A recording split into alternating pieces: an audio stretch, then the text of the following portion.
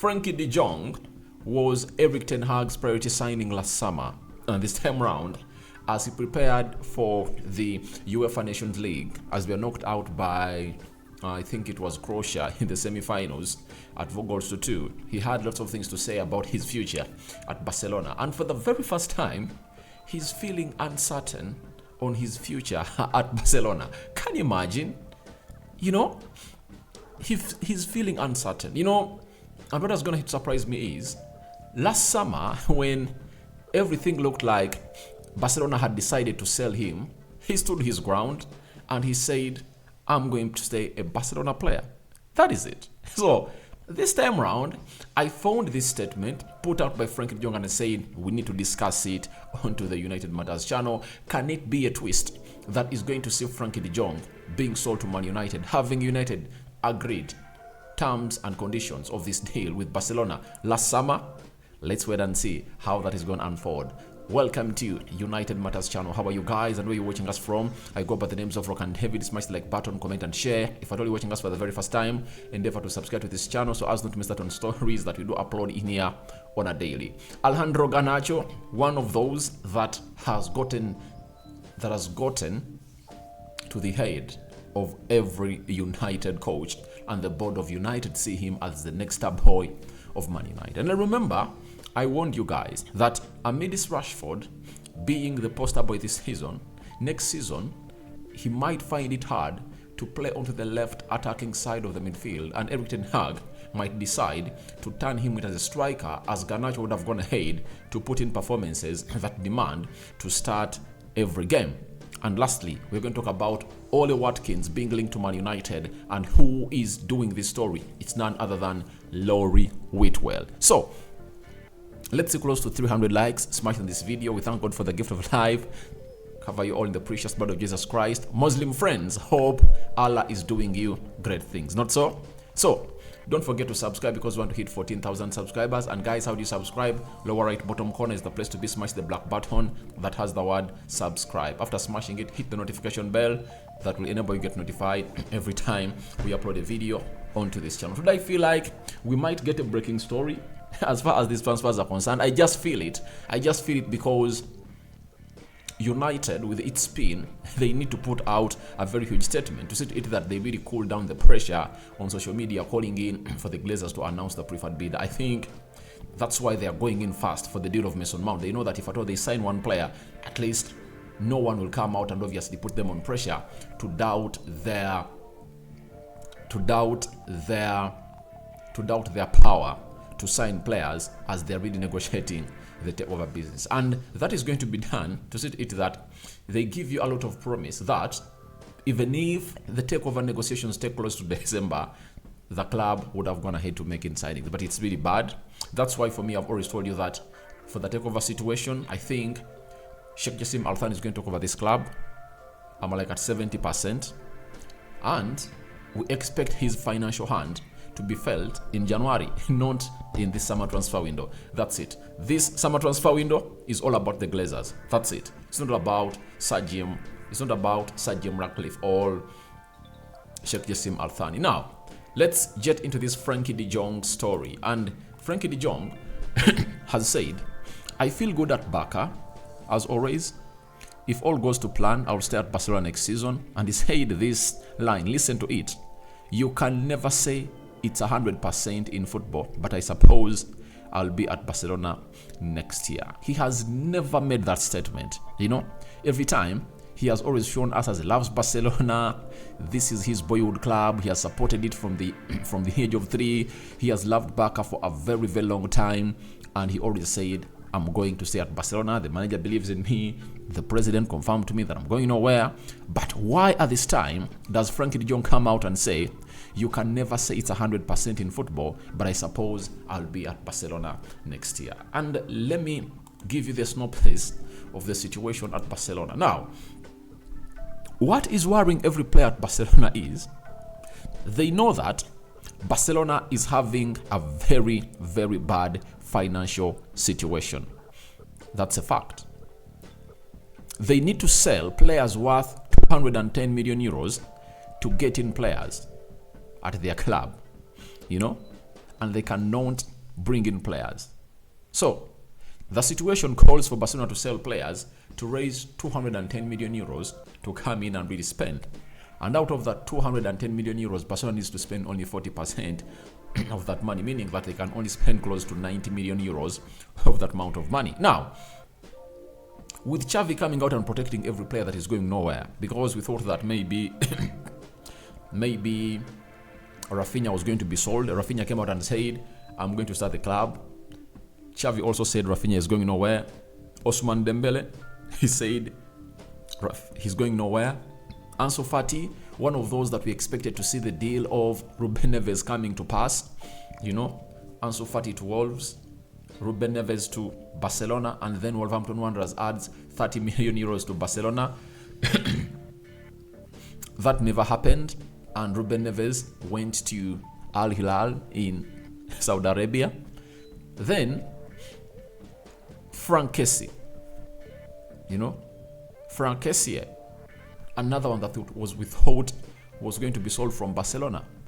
He's still there, and they're defending him that he's going nowhere. So every player that has been pointed at that is going to be sold by Barcelona is not going. And this is what is worrying Frenkie de Jong, that you never know, they might sell him as he's one of those players that can raise close to 80 or 90 million euros. Remember, last summer they agreed a deal of Man United. They agreed a deal with Man United at 85 million euros, with United supposed to pay 75 million euros up front. That is what came in from Barcelona. But De Jong said, no, I'm going nowhere. And he really delayed that move. But a person who delayed that move last summer is so much unrealistic of his future at Barcelona. So it has forced me to come out and do this story. Frank de Jong being unsure of his Barca future. That just changes the transfer plan of Man United. Erik ten Hag is obsessed with Frenkie de Jong and would like to see him play alongside Casemiro in a double pivot. Even when Casemiro is injured or when Casemiro is suspended or rested, Frenkie de Jong can play as a CDM. Now, with Frenkie de Jong hearing this, he's going to ring to Barcelona. He's going to tell John Mata and Richard Arno to consult with the president of Barcelona, Joan Laporte. They agreed a deal with last summer that Frenkie de Jong has said he's unsure of the Barca future. What are the cards at play down in Barcelona? And then we can't wait to see how this deal is going to happen. And Barcelona need to strengthen their squad because they've lost Gerard Piqué, they've lost Sergio Busquets, and they've lost Jordi Alba. 3 players, And when you look at their defense, it's really going to be overstretched next season if at all they don't add in more players. The left back, they're left with Marco Asensio and Balde.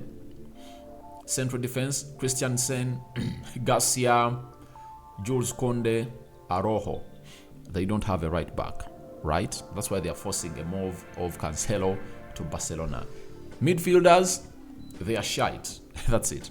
1, Frenkie de Jong and Frank Kessie are the only ones that can play into the defensive midfield, and the only person who can trust in the defensive midfield is obviously Frenkie de Jong. That's why they wanted Ruben Neves and they couldn't get him because of the financial fair play restrictions. Sofian Amrabat is one of those they're looking at, but they cannot sign in any player because they are not going to register them with the La Liga. So the centre forward situation is really calling. They only have one centre forward who is really fully fit, that is Lewandowski. They are really looking bad. If at all they are to go ahead and really compete next season, they need to get in more players. And how do you get in more players? You have to sell some of your cream de la cream to raise 210 million euros to see to it that you operate to full blossom and get in players. But with how the market is going, I don't see them really catching up because players are damn expensive. If at all you've seen the amount of money that is spent on players and being put on the heads of players like Rasmus Højlund that Barcelona is interested in, 80 million euros on that 20-year-old player, so they cannot catch up. So I've done this story to really set you in the mode all in the mode that if at all you hear any story that Frenkie de Jong is linked to Man United again, don't be surprised because of the statement that's going to hate to put out about his future at Barcelona. He's unsure, he's uncertain of his future, that is Frenkie de Jong, because Barcelona, in the situation in which they are, they can now sell any player. They can sell any player. Amidst getting off those player salaries close to €1 million a week, they need to do much more. They need to do much more. That's why they were not even able to sign Messi, and the situation was complicated, and Messi saw no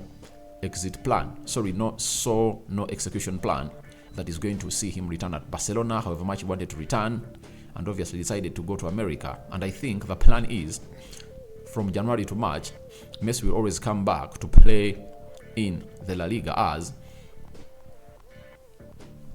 the MLS will be having a break. That is it. So let's go to a story of Alejandro Garnacho being reported by Steve Bates. He has told us that United insiders say excitement at Garnacho's potential amongst Ten Hag's coaching team is huge. Not even new arrivals will be a barrier to Garnacho figuring prominently in the Premier League and Champions League next season. That is really good. And I've always had this flow in my mind.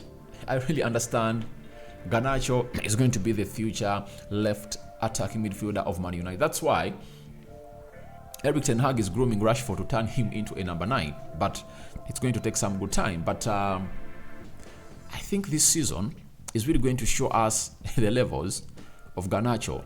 Garnacho is going to elevate himself to the next level of his career. And I see a Ronaldo in Garnacho. Why? Ronaldo came in from Sporting Lisbon at the age of 18, and he had a very bad spell.